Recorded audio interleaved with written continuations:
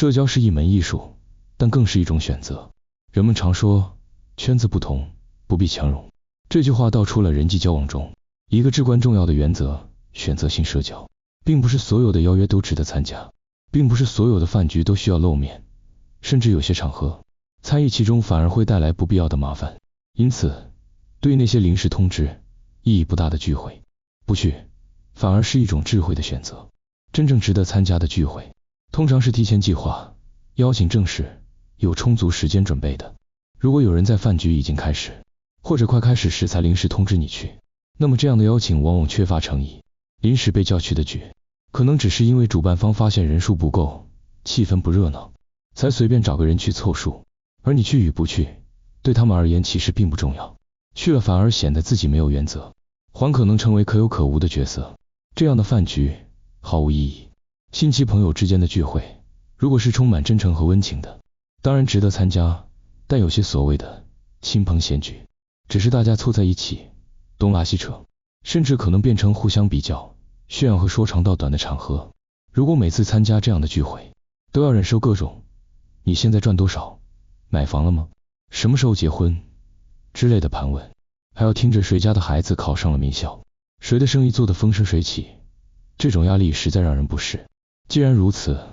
何必勉强自己去参加？真正关心你的人，不会在饭局上用这种方式给你压力，而那些只想满足八卦心态的人，则根本不值得花时间应付。如果一场饭局已经开始了，才有人想起来喊你去，那么这样的邀请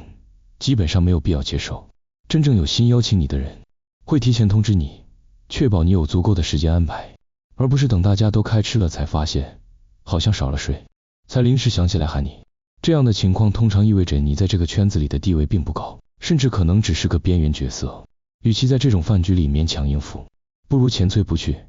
自己一个人在家吃得自在，避免尴尬和不适。有时候异性邀请你吃饭，可能是出于好感，也可能是单纯想找个人陪伴，甚至是另有目的。这类邀约，如果彼此没有清晰的界限和共识，很可能会演变成一场充满误解和期待的饭局。尤其是在不确定对方真正意图的情况下，轻易赴约可能会让自己陷入不必要的麻烦和尴尬之中。与其参加这样模糊不清的饭局，不如把时间花在更有价值的事情上。很多人都有过这样的经历，被邀请去某个场合，结果发现对方其实是想让你帮忙作证、担保，甚至被卷入某些复杂的财务关系里。如果一场饭局的核心话题涉及借钱、担保、合作等敏感问题，那么这场饭局的风险远远大于它的价值。你可能只是去吃一顿饭，但结果却是背上了一个麻烦，甚至影响到自己的人际关系和财务状况。所以这样的饭局宁愿不去。AA制本来是一种公平的社交方式，但有些 AA 制的聚会实际上并不那么公平。有的人点最贵的菜，却和你均摊；有的人吃得少，却要为别人的消费买单。甚至有些人利用 AA 制来假装大方，点了很多自己想吃的昂贵菜品，却让别人平摊。这样的饭局不仅没有意义，还可能让人感到不公平和被占便宜。与其参加这种无谓的聚餐，不如自己在家好好吃一顿，既省钱又自在。有时候我们会想要结识更高层次的人，认为只要和他们建立关系，自己就能获得更多机会。然而现实并不是这样运作的。当你的社交层次和对方相差过大时，你的主动接近可能在对方看来只是徒增负担。你开10万的车，他开劳斯莱斯，你请他吃饭，对他来说根本不算什么，甚至还会让你显得刻意讨好，降低自己的价值。真正有意义的社交是双方实力相当，能够互相提供价值，而不是一方单方面讨好另一方。与其强行融入不属于自己的圈子，不如踏踏实实提升自己，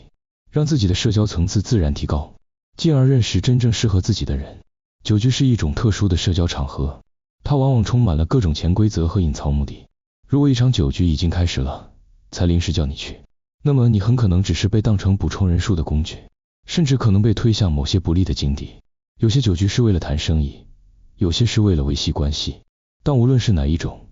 如果你不是核心人物，而是被临时叫去充场面，那么这场酒局对你来说几乎毫无价值。去了可能喝得不愉快，